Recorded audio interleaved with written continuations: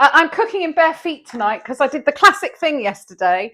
I don't get out much, and I met a girlfriend after she finished work, and I was determined to wear my high heels. And they were mules, but with a heel, and I thought that'll be fine. But then I decided to go shopping on the way and ended up walking too far. Cut a long story short, I have rubbed a whole load of blisters on my feet. So I will be perfectly happy to just return to my flat shoes when the blisters have healed. On with tonight's cook. Tonight, I'm actually, it's going to be mackerel with potatoes that are crushed with a sort of oh God.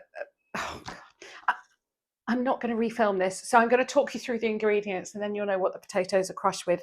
I'm urging you to watch this film to the end because I will be sharing a few little top tips like how to take the bones out of mackerel, how to crush garlic when you don't use a garlic crusher. Anyway, the ingredients you're going to need are 2 mackerel fillets per person, some new small or Jersey Royal potatoes, some watercress, some chives. Got my chives here. The sauce is going to be, I've got about 150 grams of Greek yogurt. I've got a very large tablespoon. I mean, it was like mounded over the top of horseradish cream. I've got a squished up garlic, which I'll show you how we do that. And I've got about a tablespoon and a half of extra virgin olive oil.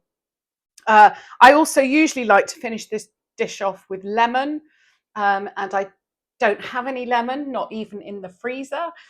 So I'm going to finish it off with a little bit of lime and olive oil. So I will get on with prepping this. Actually, let's just go straight into it.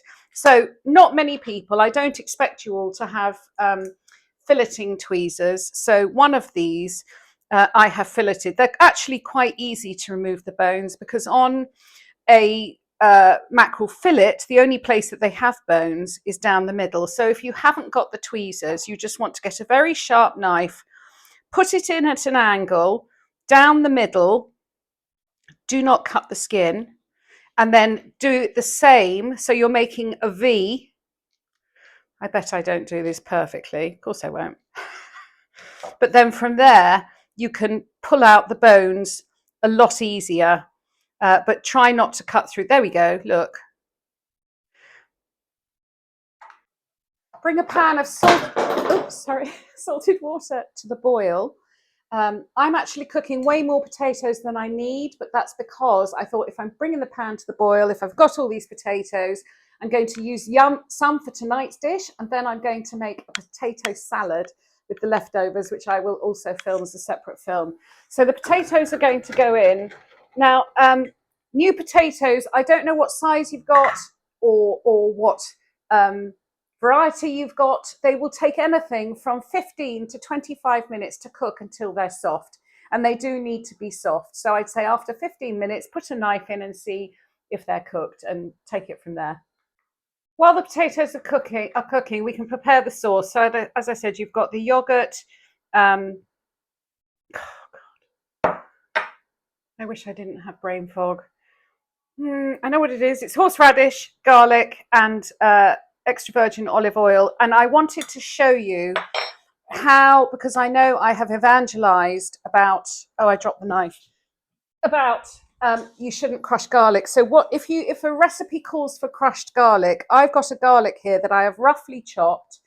I've added a little bit of Maldon sea salt, and you can use a knife and you just do this, and it's beautiful, and it turns it into the most fantastic paste.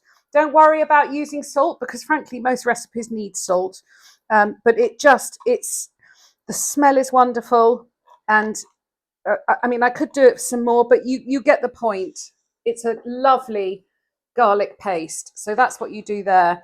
The other thing I want to show you, and this is probably really basic, but it's one of those things that I don't know why I didn't do it a long time ago. You pick chives and then you sort of chop them all the way along.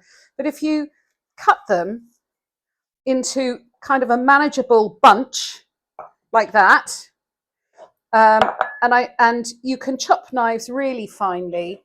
with a knife, but it's also really easy to chop your chives with a pair of scissors. While the potatoes are cooking, season your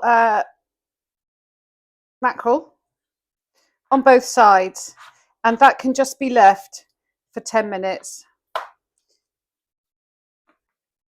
The very last thing that we're going to cook will be the fish. So lightly crush the potatoes,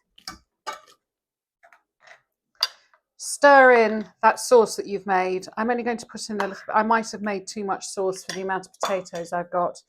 I very specifically try to encourage you to just do what's right for you and the quantities that you're making. This is a quantity for 2 people.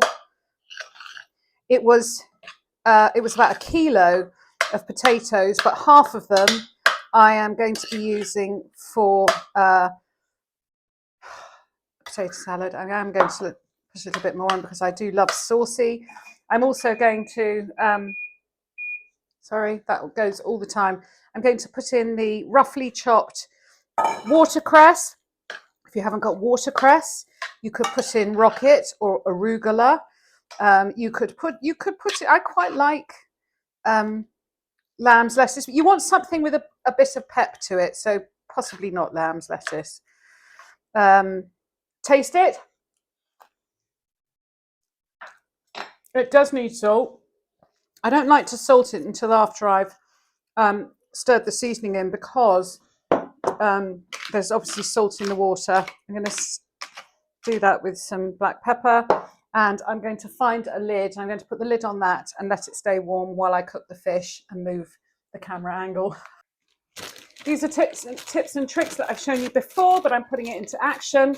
I actually wet this paper a little bit so it's more pliable. It's lost all that, you know, when you take it out of the roll, it curls up. I am lining a pan with the paper. This method means that you don't have to cook with any fat and you'll get crisp skin, especially with something like mackerel, which is super crispy. So I'm going to put the mackerel in skin side down, and I'm going to cook it for at least 3 minutes on this side. And then when I turn it over, I'll decide how long I cook it on the other side. So bear with me. Use a spatula to just push it down when it needs it, and be patient. I get such pleasure from this. Doesn't need any fat. It's an oily fish. It smells divine. I think possibly when we flip it over, it's probably only going to need 1 minute on the flip side. But I think it does help that I'm cooking this in an iron pan, because that does really give you a fantastic even cook. But it's visual. You can see, I can see that my fish on this side is becoming opaque, so I can tell how long I'm going to need on the other side. Sorry to ramble. I'm flipping my fish after 3 minutes. It's fantastically brown. I am literally going to give that 30 seconds, and then I am taking it. In fact, I'm going to turn the heat off, and I'm going to move it off the heat, because the residual heat will finish it, and then I need to move the camera again. Oh, I've taken the fish out of the pan and onto a plate, because I really can't stand overcooked fish. Very simple to put together. You've got your lovely broken up mash with the watercress. Pile it on the plate. Let's grab a couple of fish. I can't believe how well, that is a crispy skin, how well this cooks. There we are. I am actually going to finish it with just an extra drizzle of olive oil, extra virgin olive oil, just around the edge of the plate. I'm not very good at dribbling, but there we are.